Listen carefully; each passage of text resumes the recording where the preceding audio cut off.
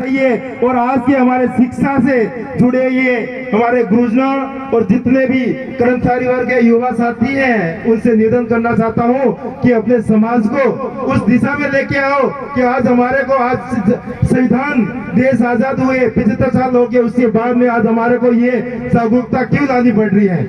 क्योंकि हमारे आज देश आजादी के बाद भी हमें आजादी नहीं मिली है। जब बात आती है आरक्षण की, बात आती है हमारे हक अधिकारों की, बात आती है हमारे जमीन की। अभी हमारे राजू भाई कोटरा से हमेशा आते रहते हैं हमारे कार्यक्रम में, और हम इनकी बात सुनते हैं कि इनके वहाँ बांध जो बनने जा रहा है, लेकिन उस बांध के लिए किसी नेता को आमंत्रित करते हैं तो वो कहते हैं ये तो किसी पार्टी के हैं। तो आज मैं इसी अबरोड भाकर क्षेत्र की बात करूँ, अब अबरोड क्षेत्र की बात करूँ, और ये वैसे हमारे सिरोही जिले का पूरे जिले का कार्यक्रम है, इसमें संख्या उपस्थित कम की हूँ क्योंकि हमारे अभी बात आती है लिंदुड़ी बल्ली। अब लिंदुड़ी बल्ली में 700 से 1200 करीबन अपने आदिवासी करीबन आज से 100 साल पहले ही शहीद हुए थे। उस शहीदों को भी भूल गए वो नेता जिन्होंने आज तक कुछ भी नहीं किया, और आज वहां पर वो जनजाति गौरव दिवस के रूप में वो कार्यक्रम करने जा रहे हैं। अरे उन नेताओं को मैं कहना चाहता हूँ, थोड़ी शर्म करो।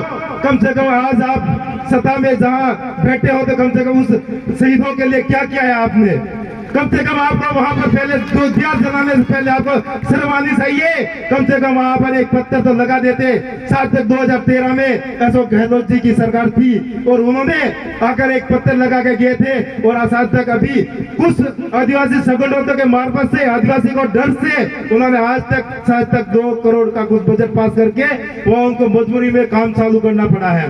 और वही आदिवासियों की देन है, कोई किसी सरकार या किसी पार्टियों की देन नहीं है।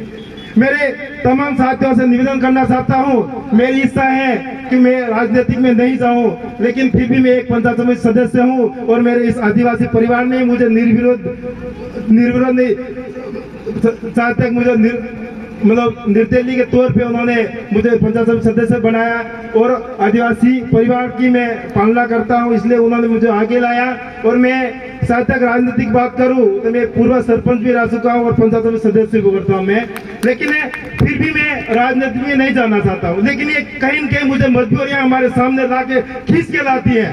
जब मैं 2020 में सरपंच चुनाव लड़ा था तो हमारे एक नेताजी थे, मैं खुला बोलना चाहता हूँ, ठीक है। उस नेताजी ने बोला ये सरपंच बन गया था कहीं न कहीं मेरा टिकट काट देगा, मुझे कोई जरूरत